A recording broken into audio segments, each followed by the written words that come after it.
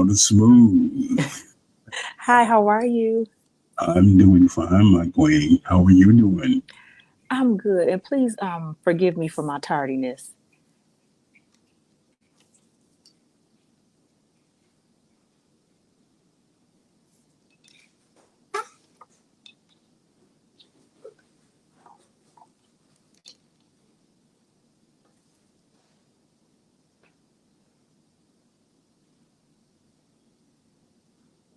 Oh, it froze up. Okay, wait, let me.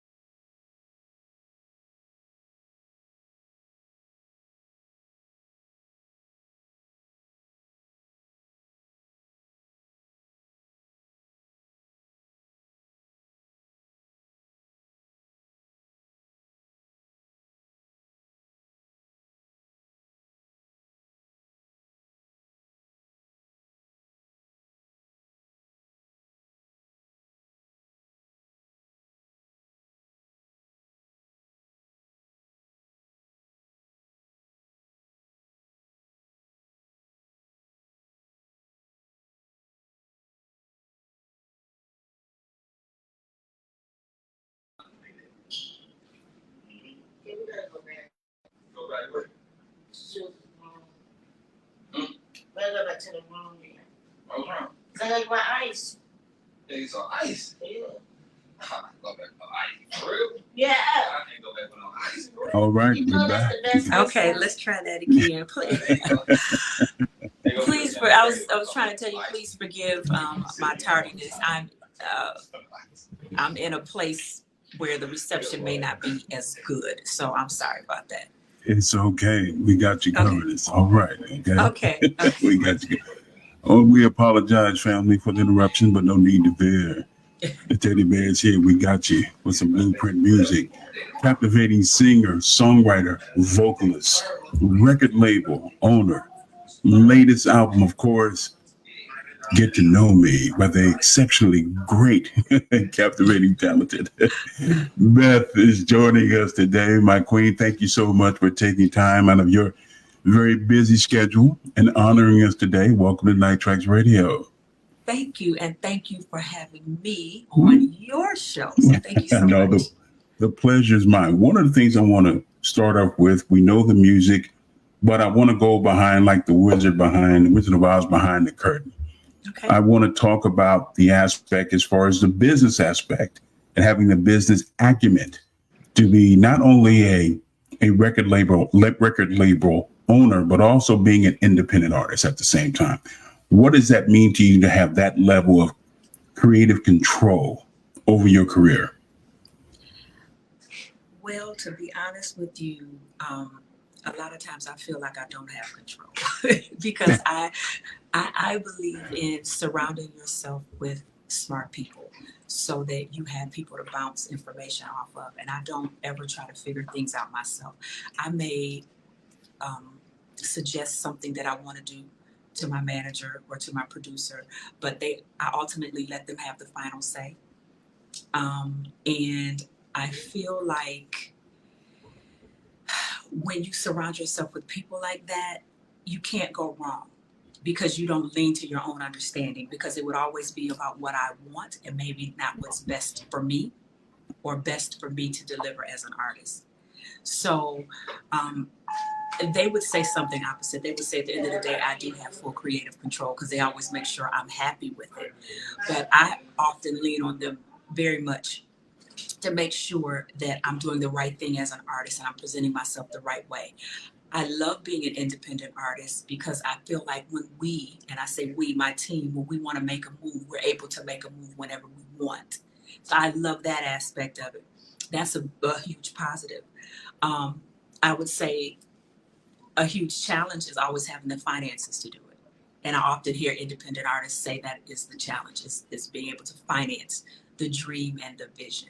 So there's a lot of elements, there's some really high highs and then there's some low lows that you have. But at the end of the day, when you have a love for what you do, if you believe in the gift that you have and you have the mindset to not quit and to continue to go despite the peaks and the valleys, then you can always win and be successful. And I think that would go for an artist that was independent or an artist that was signed to a label. Without question. I want to step back a little bit. Something that you just mentioned, a key word, the gift. We've seen a lot of artists, female and male, over this crazy last couple of, I'd say maybe 3 decades or even more. Incredibly talented individuals. And they have squandered the gift because they did not have the right kind of people around them to keep them balanced, to keep them even keel. And I wanted to know from you, being an artist and being a very gifted vocalist, how important is it to you to have the right kind of people to even you out, to keep you balanced, knowing that you have people around you that care about you as an individual? Well, first of all, you paid me a huge compliment, so thank you. My pleasure. My pleasure. I feel like sometimes artists get, they get to some stages and they get some recognition and they get some accolades and then their head gets really big and they think that they've made it. And they get people that start to come around them when they've made it. And those are people that, just gas them up all the time and don't really honestly tell them when behavior, wardrobe, attitude, direction is not right. I wanted to make sure that I surrounded myself with people at the very beginning, at the very bottom, that know the core of Beth. And we've had some very open and honest conversations that if I ever look like I'm thinking about getting out of line, pull me aside and let me know that something's not right. I never want to present myself in a bad way that represents me, my family, my team, anybody. So I'm very clear about that.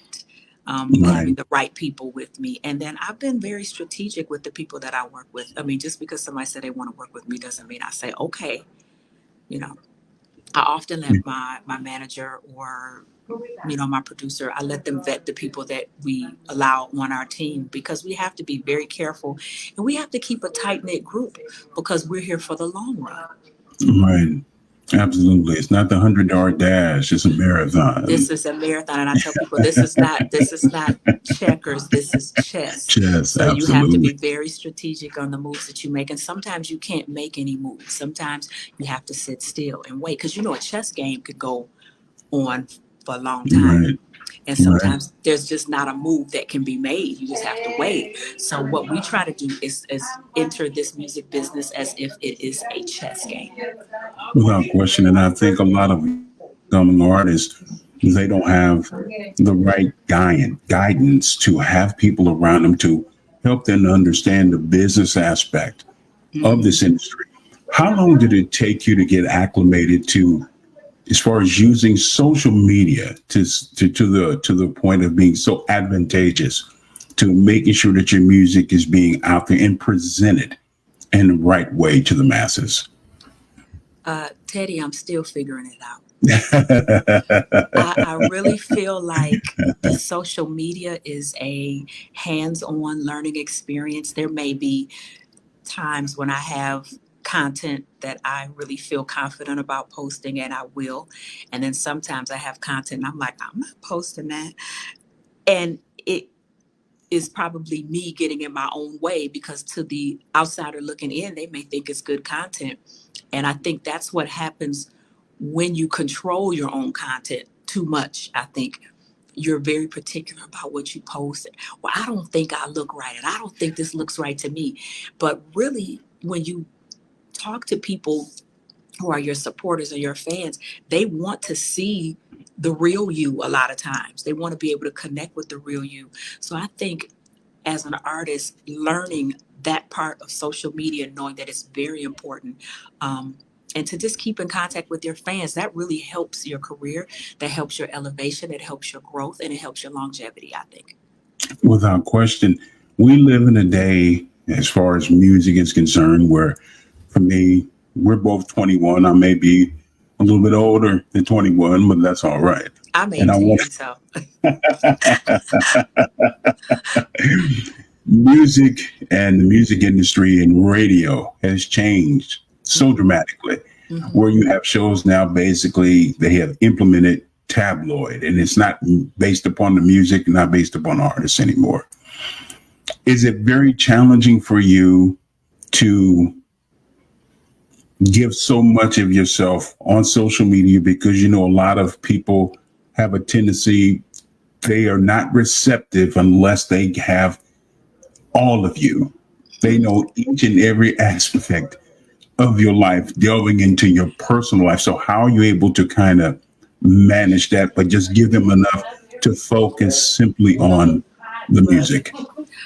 I think that's the part that I'm able to control. You know, there was a time where my husband would say, "You never put me on, so you never put me on your Facebook page." And I said, "I'm not selling you. I'm selling me and the music, right?" So then I had to compromise and put him on there. And I think people do want to know that I have a family. People do want to know that I cook dinner. People want to know I wash clothes. People want to know that I am a regular person. I don't walk around with rhinestone and glitter on all the time. I mean, as you can see today, I just got on a tracksuit. But that's what the day warrants, right? But people want to see the regular you. And I've been very careful, you know, of putting things up. I do share, because I want people to know and to understand that I am balancing a home and personal life. So I'll share something with you now. I'm literally at the hospital. I had to admit my mother to the hospital last night. And so I'm in the hospital lobby. I just found a quiet place that I could come and do the interview. I have to balance my work. I have to balance my personal life. And that's something that I've shared on social media before, about how my mother has dementia and she's dealing with, you know, the aging process, and I'm her caregiver. And so those are things that I have to balance and I have to juggle, and I have to figure out, okay, how do I continue with my life and still honor my mother and make sure that she's okay? So some of the things that I do is I have amazing caregivers that help me. So there's a caregiver sitting in the room with her now, and she's eating and feeding her and taking care of her, because she understands that I'm working. And, you know, that's how I juggle that. So, you know, like I said, I share.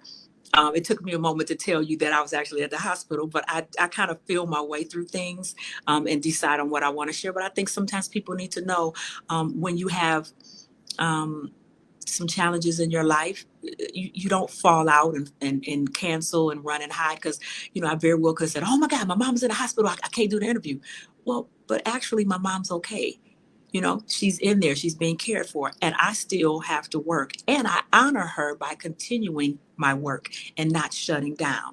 So those are times, or those are things sometimes that I share with people. I say, listen, life is going to throw you some curveballs, but you have to continue to work. You have to honor yourself. You honor your person that you're taking care of, and you honor your work. You keep going. So, yeah. Without question. So that's it. So if you hear some noise in the background, that's you're hearing elevators and people and all that kind of stuff, but it's cool. It's no problem. First and foremost, how is your mother doing? She's better. Thank you so much. That's good. That's good. Listening to the entire album, I sense such a level of transparency through your vocals. And it seems in the process of recording this album, you put so much of yourself in this music, And I wanted to ask you, after the final recording and everything was done, do you feel like that you left something on the table, something else that you could have implemented to make your album even more special than it already has become? And you know what every artist is going to say. Of course, I could have done 10 things I could have done, right? I have, again, going back to my management, going back to my producer, I work very closely with Marcus Divine. He's an amazing producer. He's been doing this for a long time. And he will shut me down and say, go sit down. You already sang. Like, there's been times when I've been in the booth and I'll sing something and I'll go, I didn't sing that right. Let me do it again. And he'll say, okay. And I say, let me do it one more time. He'll say, okay. I'll sing it 10 times. And then he'll say, come here. And he'll play all 10 of them. He said, please show me what you did different the 10 times. And I'm like, he's like, so it's a thing in our minds. I think as artists, we always feel like we can do something better, but actually you did it well when you did it the first time. So I'm learning to trust myself and trust my producer 100%. If he says I got that line, then I got the line. Lord have mercy. So it is written, so it shall be done. And for those who are tuning in late, shame on you. But the teddy bear does forgive you. We're being joined by the super talented Beth, of course, and her latest release, Get to Know Me.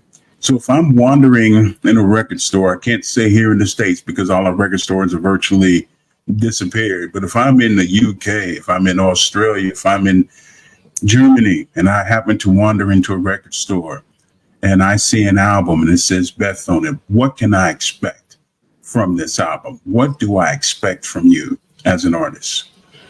I want people to smile when they listen to my music.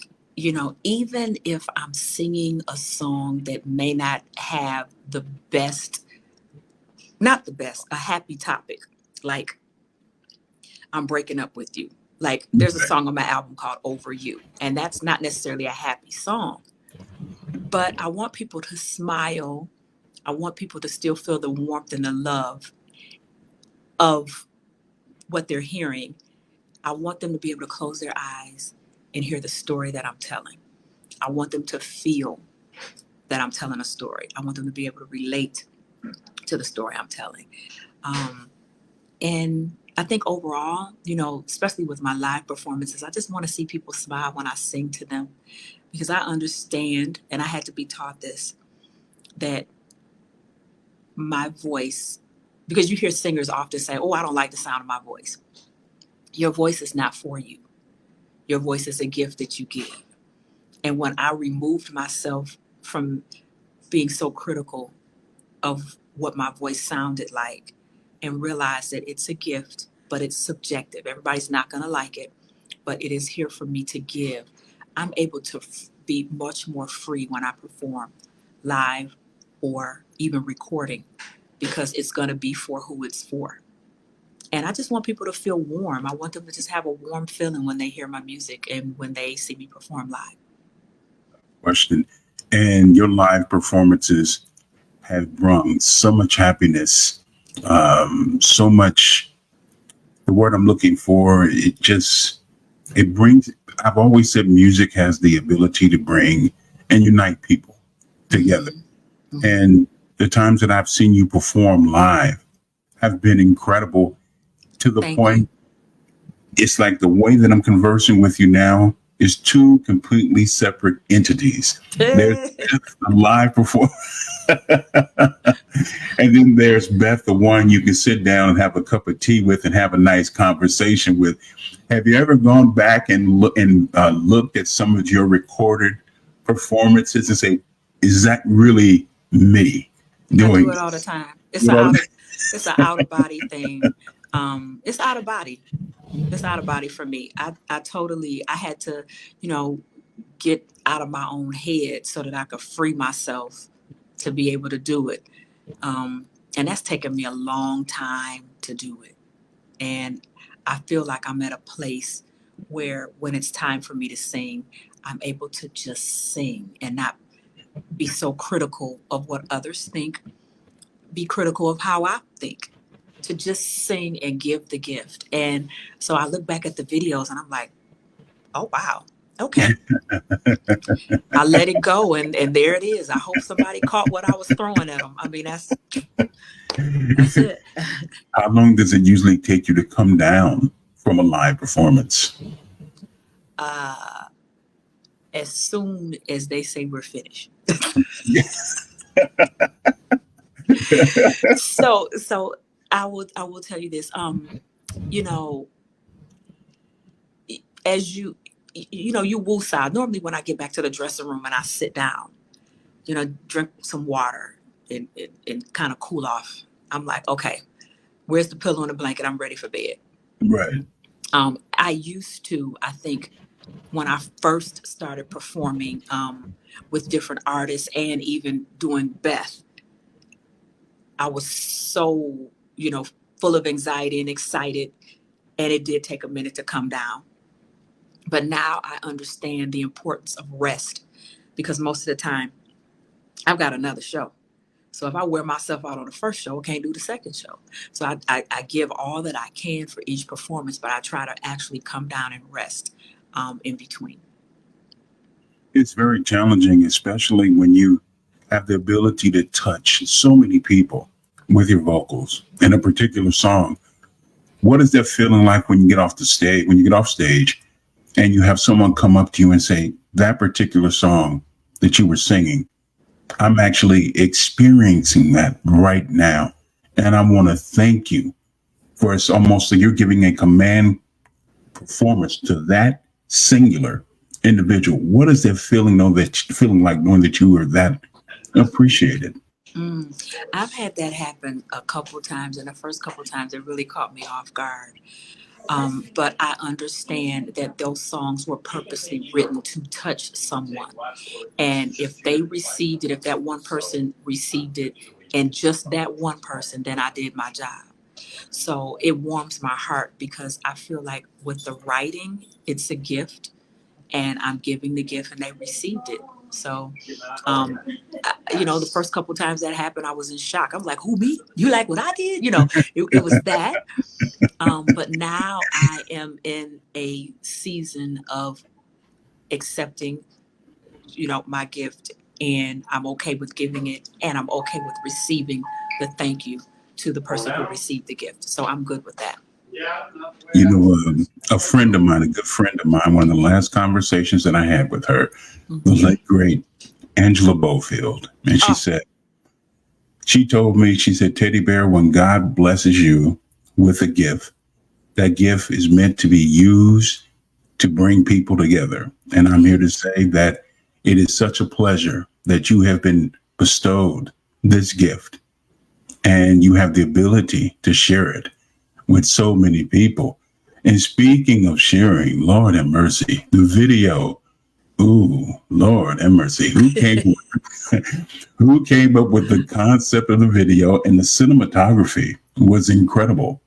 Thank you. So let me just start and tell you how Ooh actually started. Okay. I'm in with Marcus. We're working on a totally different song, and my husband called, and Marcus just turned around and got on the keyboard, because he was like, go ahead and talk to him. And he starts playing, these different chords and notes. And I'm on the phone with my husband. I said, hold on. I said, what are you playing? He said, nothing. I'm just doodling on the keyboard. I said, whatever that is you're playing, save that. That's a song. He said, okay. And I finished my conversation, and that's how Ooh was born.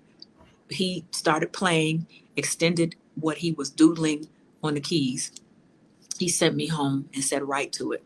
I said, okay. I took it home, and I put my earbuds on while I was in the kitchen cooking, and I didn't hear any lyrics. I didn't hear any words. And all I kept hearing was, ooh, ooh, ooh, ooh. And I like, that doesn't make any sense, but I kept saying, got me saying ooh, and I would sing the ooh. So, okay. So I get back to the studio the next day, and he said, what you got? And I said, nothing. He said, what do you mean? I said, I got a bunch of oohs. And he said, what are you talking about? And I sang to him, and he was like, no, you got something there. And that's how Ooh was born. It was just kind of organically happened. So we worked on the song. We end up loving the song. It's a fan favorite. I love performing it in my live shows. And then the video concept of it, we just kind of winged it. We was just like, let's just be free. Let's just be sexy. Let's just be organic with it. And believe it or not, my son shot that video. Really? Mm-hmm. He did an outstanding job. So we're going to help everybody be free, naturally organic, some soulful music, of course, from the captivating, Lord, and vocalist, Beth, Thank you. with Thank you. a fantabulous single, of course. Ooh, Lord have mercy. From the album Get to Know Me, here on Night Traxx.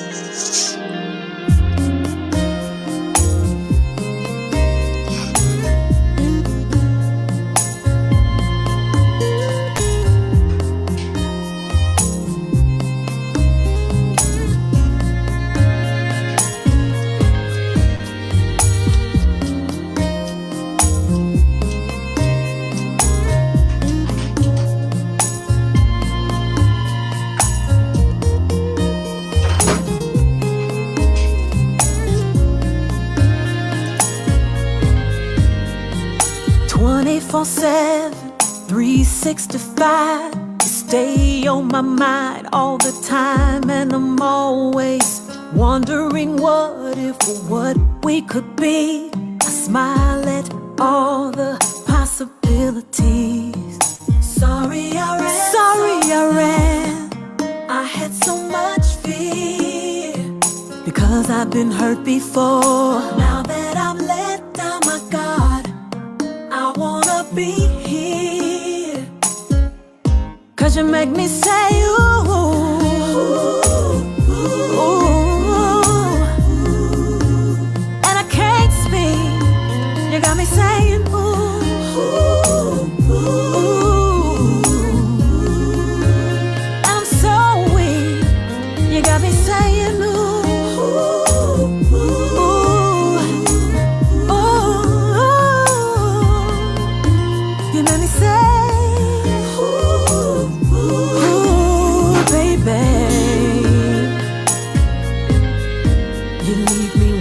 For nothing, I'm satisfied with the way that you love me, how you provide everything that I need. I can't take it. I'm so mad about all the time I've wasted. Sorry I ran so long. I had so much fear, 'cause I've been hurt before. Now that I'm left down, my God, I wanna be here. I wanna be here. 'Cause you make me say ooh, ooh, ooh. And I can't speak. You got me saying ooh, ooh, ooh. I'm so weak. You got me saying ooh.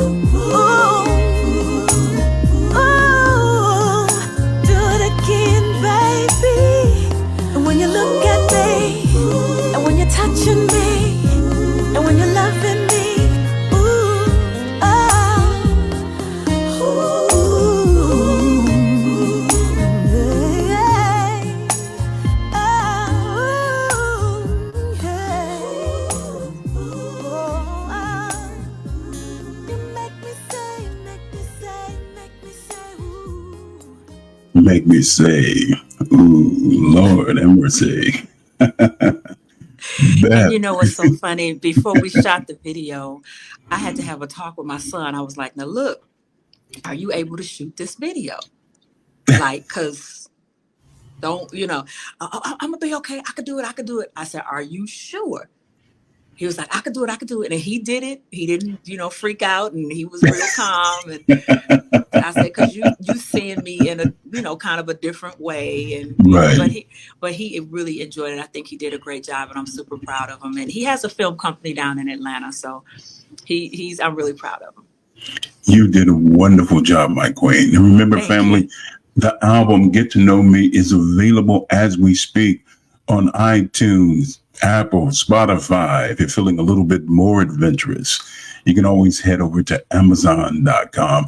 And also, you see, well, Teddy Bear, I have yet to have the opportunity to see Beth perform live. No need to fear. We got you coming.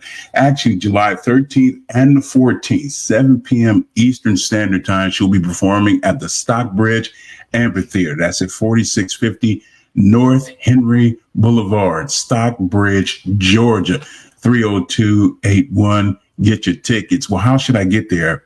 Planes, trains, automobile. If you have to take a camel, make sure you get there when you can.